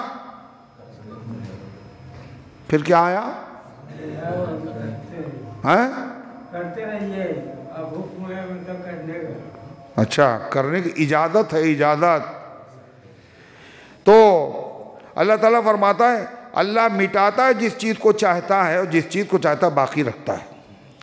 وَعِندَهُ أُمُّ الْكِتَابِ، اور اللہ کے بعد اصل کتاب ہے جس میں لکھا ہوا ہے پہلے سے یہ حکم اتنے ٹائم تک دیا جائے گا اور بعد میں یہ حکم ختم کر دیا جائے گا، پھر اس کی جگہ پہ دوسرا حکم آئے گا، پھر یہ حکم باقی رہے گا قیامت تک۔ یہ سب کہاں لکھا ہوا ہے؟ اصل کتاب میں، اسی کا نام لوح محفوظ ہے جو اللہ کے پاس ہے، جس میں کوئی تبدیلی نہیں ہوتی۔ ایک مطلب قرآن کی اس آیت کا یہ ہے۔ دوسرا مطلب، اللہ تعالیٰ نے ہر چیز کا فیصلہ پہلے سے کر دیا، تقدیر جسے کہتے ہیں، کون پیدا ہوگا، کب مرے گا، کتنی روزی ملے گی، اور شقی ہوگا یا بد نصیب ہوگا، کہاں کا سفر کرے گا، پہلے سے فیصلہ ہے۔ ارے ہے، پھر حدیث میں آتا ہے کہ آدمی اگر ماں باپ کے ساتھ اچھا سلوک کرتا ہے تو اس کی زندگی کم کر دی جاتی ہے، اچھا بڑھ جاتی ہے۔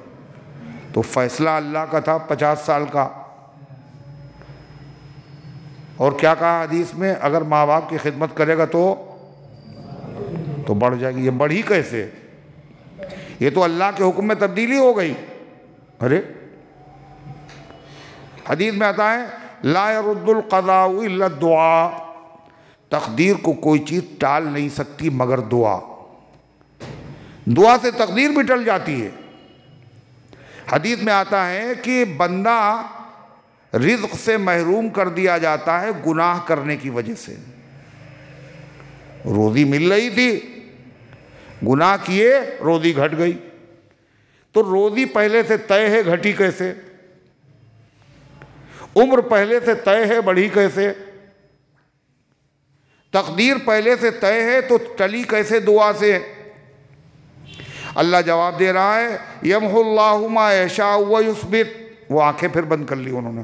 آپ آنکھیں کیوں بند کر رہے ہیں؟ کیا بات ہے؟ یمحو اللہ ما یشاء ویثبت، اللہ جس چیز کو چاہتا ہے مٹا دیتا ہے، جس چیز کو چاہتا ہے ثابت کرتا ہے۔ اللہ بدل دیتا ہے، اللہ باقی بھی رکھتا ہے۔ تو تقدیر میں تو ہم نے سنا تبدیلی نہیں ہوتی، کہا ہوتی ہے۔ تقدیر دو طرح کی ہے۔ ایک تقدیر وہ ہے جو فرشتوں کے ہاتھ میں دے دی جاتی ہے، ہر سال اس کی جان نکالنا ہے، اس کی مدد کرنا ہے نا، یہ اس سال حج کرے گا، فرشتوں کے ہاتھ میں۔ اسی طریقے سے ایک تقدیر خدا کے پاس ہے، جو فرشتوں کے بعد تقدیر ہے، اس میں لکھا ہوتا ہے اس کی عمر اتنی ہے، لیکن اگر ماں باپ کی اس نے خدمت کی تو اس کی عمر میں 10 سال بڑھا دیے جائیں گے۔ نہیں سمجھے؟ اگر نہیں کرے گا تو 50 سال۔ اسی میں لکھا ہوا ہے اگر یہ دعا کرے گا یہ مصیبت اس کے اوپر آنے والی ہے، اگر دعا کرے گا تو ٹل جائے گی۔ اسی میں لکھا ہوا ہے سب۔ تو اس میں تبدیلی ہو۔ اب فرشتوں کو یہ نہیں پتا یہ دعا کرے گا یا نہیں کرے گا، ماں باپ کی خدمت کرے گا یا نہیں کرے گا، اس میں تبدیلی ہوتی رہتی ہے۔ اگر اس نے دعا نہیں کی تو 85 رہ گئی، کر لی ماں باپ کی خدمت تو 80 سال کا ہو گیا، یہ تو تبدیلی ہو گئی۔ تبدیلی جو ہو رہی ہے اس کتاب کے اعتبار سے ہو رہی ہے جو فرشتوں کے پاس ہے، مگر اللہ کے پاس اصلی کتاب ہے، اس میں کوئی تبدیلی نہیں ہوتی۔ اس میں لکھا ہوا ہے اس کی عمر 60 سال ہے، یہ دعا کرے گا، یہ ماں باپ کی خدمت کرے گا۔ اسی کو کہا وَعِنْدَهُ أُمُّ الْكِتَابِ، اس کے پاس اصل کتاب ہے۔ حضور انور صلی اللہ علیہ وسلم فرماتے تھے اللہ کے عذاب سے ڈرو، مخالفت مت کرو، اللہ کا عذاب آ جائے گا۔ تو مشرک کہتے تھے بہت دنوں سے کہہ رہے ہیں اللہ کا عذاب آئے گا، آیا ہوا یا نہیں، کب آئے گا؟ اللہ کے نبی بھی چاہتے تھے غلبہ ملے گا اسلام کو، اسلام غالب آئے گا، باطل طاقتیں مغلوب ہو جائیں گی، مگر غلبہ دکھ نہیں رہا ہے۔ تو اللہ کے نبی چاہتے تھے جو اللہ نے وعدے کیے ہیں وہ ظاہر ہو جائیں تاکہ مشرکوں کا منہ بند ہو جائے۔ اللہ کیا کہہ رہا ہے؟ اے پیغمبر جو وعدے ہم نے کیے ہیں وہ تو پورے ہو کر رہیں گے، لیکن بعض وعدے ایسے ہیں جو آپ کی زندگی میں پورے ہو جائیں گے، اور بعض وعدے وہ ہیں جو آپ کی زندگی کے بعد پورے ہوں گے، مگر پورے سب وعدے ہوں گے۔ آپ اس فکر میں نہ رہیے، یہ تو ہمارا کام ہے۔ آپ کا کام کیا ہے؟ خالی اللہ کے بندوں تک اللہ کے پیغام کو سنیے۔ وَإِمَّا نُرِيَنَّكَ بَعْضَ الَّذِي نَعِدُهُمْ، یا تو ہم دکھا دیں گے آپ کو آنکھوں سے ان میں سے بعض وعدے جو ہم نے ان سے کیے ہیں، اَوْ نَتَوَفَّيَنَّكَ، یا ہم آپ کو پہلے وفات دیں گے اور بعد میں وہ وعدے ظاہر ہوں گے۔ چنانچہ عرب کے اندر تو کیا ہوا، نبی کے زمانے میں دین پھیل گیا، مگر نبی سے وعدہ کیا تھا؟ ملک شام بھی فتح ہوگا اور ایران بھی فتح ہوگا اور یمن بھی فتح ہوگا اور روم بھی فتح ہوگا، یہ سارے وعدے تھے۔ یہ وعدے نبی کی وفات کے بعد پورے ہوئے۔ صحابہ کرام، فاروق اعظم، حضرت صدیق اکبر، ان کے زمانے میں ملک شام فتح ہونا شروع ہوا۔ اللہ فرماتا ہے فَإِنَّمَا عَلَيْكَ الْبَلَاغُ، آپ کے ذمے تو صرف پہنچانا ہے، تبلیغ کرنا ہے، وَعَلَيْنَا الْحِسَابُ، اور ہمارے ذمے حساب لینا ہے، حساب ہم لیں گے، آپ کے ذمے پہنچانا ہے۔ پھر اللہ کہتا ہے یہ اندھے ہیں، ہم نے وعدہ کیا تھا اسلام غالب آئے گا، یہ اندھے ہیں، ان کو دکھ نہیں رہا ہے، اسلام غالب آ رہا ہے، اور یہ دیکھ بھی رہے ہیں مگر سمجھ نہیں رہے ہیں۔ اللہ کا عذاب آئے گا، آ رہا ہے اللہ کا عذاب، کیا؟ کفر کے جو علاقے ہیں وہ سب فتح ہوتے چلے جا رہے ہیں، اسلام تیزی سے پھیلتا چلا جا رہا ہے، یہ اب بھی اسی ہوا میں ہے کہ اسلام پھیل نہیں پائے گا، حالانکہ رفتار دیکھ رہے ہیں اسلام کی، انہوں نے ساری تدبیریں کر لی کہ اسلام نہ پھیلے، پھیلا اسلام؟ ارے کب پھیلا؟ مکے میں پھیلا، جب مکے میں اسلام قبول کرنا کتنا مشکل تھا، خباب نے کیا کیا، بلال کے ساتھ کیا ہوا، زنیرہ کے ساتھ کیا ہوا، سمیہ کے ساتھ کیا ہوا، مگر مسلمانوں کی تعداد گھٹی پھر بھی نہیں، بڑھتی رہی۔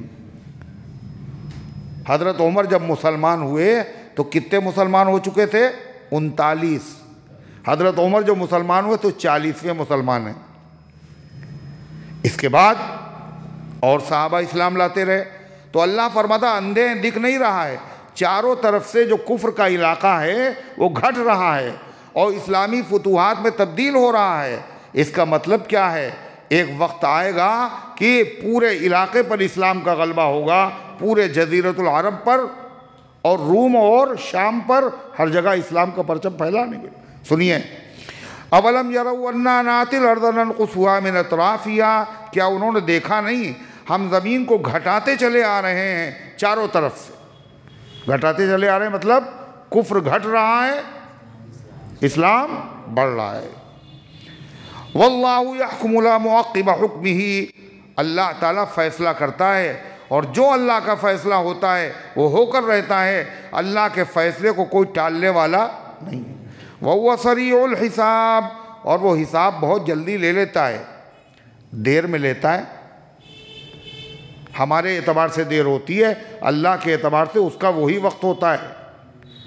53 سال کے بعد ملک شام میں اموی مسجد میں اذان ہوئی، 53 سال کے بعد 10 لاکھ لوگ ذبح کیے گئے، ظلم کی کشتی چل رہی تھی، آخر ظالم بھاگا، پوری دنیا میں بدنام ہوا، لوگوں نے مکروہ چہرہ دیکھ لیا، اللہ نے مدد کی، کوئی نہ ان کے پاس بڑی لمبی چوڑی فوج ہے، نہ ان کے پاس اسلحے ہیں، کیا تھا؟ اللہ نے وہ روب پیدا کر دیا جس کی وجہ سے 11 دن میں صرف پورا ملک شام فتح ہو گیا۔ یہ کیا ہے؟ اللہ فرماتا ہے اللہ کا حکم کرتا ہے، اللہ کا حکم کو کوئی ٹالنے والا نہیں، اللہ بڑی جلدی حساب لے لیتا ہے۔ وَقَدْ مَكَرَ الَّذِينَ مِن قَبْلِهِمْ فَلِلَّهِ الْمَكْرُ جَمِيعًا، اور سازش کر رہا ہے اسرائیل، اور سازش کر رہا ہے امریکہ، اور سازش کر رہا ہے ایران۔ اللہ کرے یہ سب سازش کر رہے ہیں اسلام کے خلاف، مسلمانوں کے خلاف، دین کے خلاف۔ اس سے پہلے کے جو کافر لوگ تھے وہ بھی کیا کرتے تھے؟ وہ بھی سازشیں کرتے تھے، مگر سازشیں ان کی چلی نہیں، چلیں گی ان کی بھی نہیں، اللہ کے سامنے کسی کی سازش نہیں چل سکتی۔ سازش جو ہوتی مکر چھپا کے کیا جاتا ہے، تدبیر کی کسی کو پتہ نہ چلے، مگر کوئی چیز اللہ سے چھپی نہیں سکتی۔ اللہ فرماتا ہے وَقَدْ مَكَرَ الَّذِينَ مِن قَبْلِهِمْ، اور فریب کر چکے ہیں وہ لوگ جو ان سے پہلے تھے۔ فَلِلَّهِ الْمَكْرُ جَمِيعًا، ساری کی ساری تدبیریں تو اللہ کے لیے ہیں، یعنی اللہ چاہے گا تو کامیاب ہوگی، ورنہ بڑی سے بڑی تدبیر اللہ تعالیٰ کی مشیت کے سامنے کچھ حقیقت نہیں رکھتی۔ قرآن کہتا ہے وَإِن كَانَ مَكْرُهُمْ لِتَزُولَ مِنْهُ الْجِبَالُ، ان کی سازشیں تو اتنی بڑی تھیں، اتنی گہری تھیں کہ جن سے پہاڑ اپنی جگہ سے ہٹ جائے، ایسی خطرناک سازش ہے۔ لیکن وَمَكَرُوا وَمَكَرَ اللَّهُ، انہوں نے بھی سازشیں کی اور اللہ نے ان کا توڑ کیا۔ وَاللَّهُ خَيْرُ الْمَاكِرِينَ، اللہ کی تدبیر بہترین تدبیر ہے۔ فرعون کی تدبیر کا کیا حشر ہوا؟ 70,000 بچوں کا قتل عام کر ڈالا، مگر موسیٰ علیہ السلام پیدا نہ ہو۔ کیا ہوا؟ اس کی تدبیر کا جنازہ نکل گیا اور اللہ کا فیصلہ غالب آیا۔ اللہ فرماتا ہے یعلم ما تکسب کل نفس، اللہ جانتا ہے جو کرتا ہے ہر آدمی، اندھیرے میں کرے یا اجالے میں کرے، اسلام کے خلاف کرے، مل کر کے کرے، اللہ سب جانتا ہے۔ جب اللہ کے علم میں ہے تو ظاہر بات ہے اللہ تعالیٰ کے سامنے کوئی چیز چھپی ہوئی نہیں ہے، لہذا کوئی بھی تدبیر اللہ تعالیٰ کی مشیت کے سامنے چل نہیں سکتی۔ وَسَيَعْلَمُ الْكُفَّارُ لِمَنْ عُقْبَى الدَّارِ، اور زیادہ دن نہیں ہے، ان قریب کافروں کو پتہ چل جائے گا نیک انجام کس کے لیے ہے، غلبہ کس کے لیے ہے، تدبیریں رکھی رہ جائیں گی اور اللہ کے فیصلے پورے ہو کر کے رہیں گے۔ مشرکین یہ بھی کہتے تھے آپ اللہ کے رسول ہے نہیں۔ کیوں رسول نہیں ہیں؟ جو معجزہ ہم نے مانگا وہ آپ نے دکھایا نہیں۔ تو اللہ کہہ رہا ان کو بکنے دیجئے اے پیغمبر، آپ رسول ہیں، آپ کے رسول ہونے کی گواہی دینے کے لیے اللہ ہی۔ وَيَقُولُ الَّذِينَ كَفَرُوا لَسْتَ مُرْسَلًا، اور کہتے ہیں کافر لوگ آپ رسول نہیں ہیں۔ اللہ کہتا ہے ان بیہودہ لوگوں کے بکنے سے آپ کی رسالت کی نفی نہیں ہوتی۔ آپ جواب میں کہیے قُلْ كَفَى بِاللَّهِ شَهِيدًا، کافی ہے اللہ گواہ ہونے کے اعتبار سے۔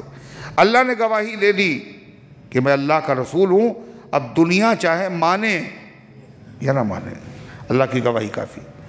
اللہ نے گواہی کیسے دی کہ نبوت کے جو دلائل ہیں وہ دلائل اللہ نے امت کے سامنے پیش کر دیے، دنیا کے سامنے۔ نبوت کے دلائل یعنی معجزات، یہ اللہ کی گواہی ہے۔ چاند 2 ٹکڑے ہو گیا، درخت کو بلایا تو چل کے آ گیا، انگلیوں سے پانی کا چشمہ ابلنے لگا، ہاتھ میں پتھر کلمہ پڑھنے لگے۔ یہ کیا ہے؟ معجزات۔ فرمایا آپ کہہ دیے اللہ کافی ہے گواہی کے اعتبار سے میرے درمیان اور تمہارے درمیان۔ وَمَنْ عِنْدَهُ عِلْمُ الْكِتَابِ، اور میری رسالت کے لیے گواہی کے لیے وہ لوگ بھی کافی ہیں جن کے پاس کتاب کا علم ہے، جو اہل کتاب ہیں، توریت والے اور انجیل والے اور زبور والے، جو ان میں سے منصف مزاج ہیں، وہ سب گواہی دے رہے ہیں کہ آپ سچے رسول ہیں۔ آپ کے دنیا میں آنے سے ہزاروں سال پہلے ہماری کتاب میں لکھا ہوا ہے محمد صلی اللہ علیہ وسلم نبی ہوں گے، ان کا نام یہ ہے، ان کی صفت یہ ہے، ان کا وطن یہ ہے، ان کی پیدائش کی جگہ یہ ہے، ان کی وفات کی جگہ یہ ہے، ان کی ہجرت کی جگہ یہ ہے۔ ارے ہے سب، ایک ایک چیز لکھی ہوئی ہے، یہ گواہی کے لیے کافی ہے۔ ان کے نہ ماننے سے کچھ نہیں ہوتا۔ اللہ نے تسلی دے دی۔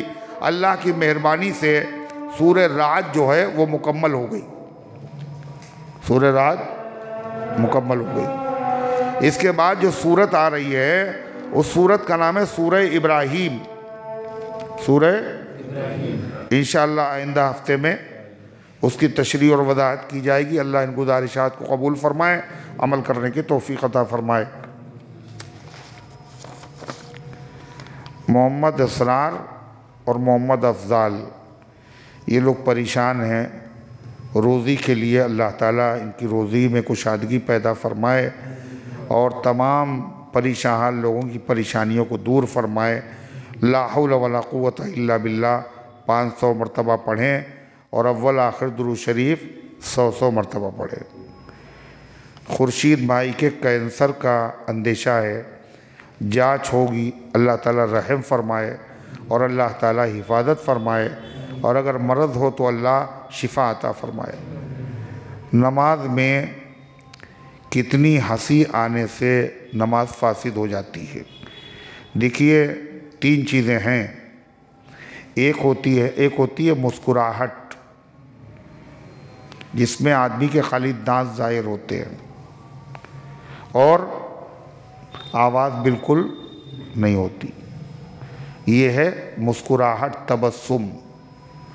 اللہ کے نبی صلی اللہ علیہ وسلم زیادہ تر مسکراتے تھے، جل ضحکہ تبسم۔ دوسرے ہنسی،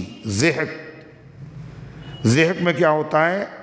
آواز آئی وہ خود ہی سنی، کسی اور کے کان تک نہیں پہنچی، یہ ضحک ہے۔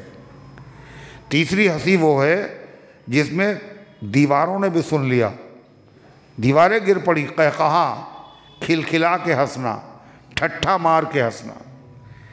تو اگر ہنسے گا، مسکرانا ہے، تو نماز میں خرابی نہیں ہوگی، ہنسی ہے تو نماز فاسد ہوگی۔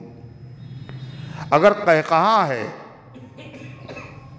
ٹھٹھا مار کے ہنس پڑا، کھلکھلا کے، تو نماز بھی جائے گی اور وضو بھی جائے گا، نہیں سمجھے؟ نماز بھی جائے گی، وضو بھی جائے گا۔ حالانکہ وضو کاہے سے ٹوٹتا ہے؟ ریا خارج ہونے سے، پیشاب سے، پخانے سے۔ مگر رکوع سجدے والی نماز میں اگر کوئی ٹھٹھا مار کے ہنس پڑے گا تو اس کی وجہ سے نماز تو جائے گی، وضو بھی چلا جائے گا۔ اب اللہ کا حکم ہے، نبی کا حکم ہے۔ ایک مرتبہ حضور صلی اللہ علیہ وسلم نماز پڑھا رہے تھے، ایک نابینا صحابی آئے، وہ دکھانے وہ گر پڑے، اور ہم لوگوں کی عادت ہے کوئی گرتا ہے تو لوگ ہنستے ہیں، لوگ ہنس پڑے۔ آپ نے نماز کے بعد کہا کون کون ہنسا تھا؟ کس کو کہا لگایا کس نے؟ جائیے آپ لوگ وضو کیجئے، نماز پھرتے پڑھیے۔ تو رکوع سجدے والی نماز میں ایسا ہوا تھا، تو رکوع سجدے والی نماز ہی میں یہ مسئلہ رہے گا۔ اگر آدمی جنازے کی نماز میں ہنس پڑے قہقہا لگا کر کے، تو اس کا وضو، بولنے لگے تم، تو اس کا وضو نہیں ٹوٹے گا، نماز اس کی خراب ہو جائے گی۔ اللہم صلی علی سیدنا وعلی آل سیدنا کما تحب و ترضى عدد ما تحب و ترضى اللہم انت السلام و منک السلام تبارکت یا ذا الجلال والاکرام۔ اے اللہ ہم سب کی حاضری کو اپنے رحمت سے قبول فرما، ایمان کامل عطا فرما، اعمال صالحہ کی توفیق عطا فرما، اپنے دین کی خدمت کے لیے ہم سب کو قبول فرما لے، سارے عالم میں ہدایت کی ہواؤں کو چلا دے۔ اے اللہ جہاں کہیں تیرے بندے پریشان حال غیب سے ان کی مدد فرما، شام کے پریشان حال مسلمانوں کی مدد فرما، ان کی قوت اور نصرت عطا فرما۔ اے اللہ غزہ کے مجاہدین کی مدد فرما، اے اللہ فلسطین کے مظلوم مسلمانوں کی مدد فرما، اے اللہ مسجد اقصیٰ کی، حرمین شریفین کی، دنیا کی تمام مساجد و مدارس کی حفاظت فرما، ہمارے ملک کی، ہمارے وطن کی فرقہ پرستوں کی شرارت سے حفاظت فرما، بیماروں کو شفا دے دے، حاجت مندوں کی حاجتوں کو پورا فرما، غلط مقدمات میں ماخوذ لوگوں کو عزت کے ساتھ بری فرما دے، جو دعاؤں کے طالب ہیں، حقدار ہیں، امیدوار ہیں، اے اللہ ان کے نیک مقاصد میں کامیابی نصیب فرما، جو دنیا سے جا چکے ان سب کی مغفرت فرما، ہم سب کو اسلام پر زندہ رکھ، ایمان پر موت دے، ایمان والوں کے ساتھ حشر فرما، آمین یا رب العالمین، وصلی اللہ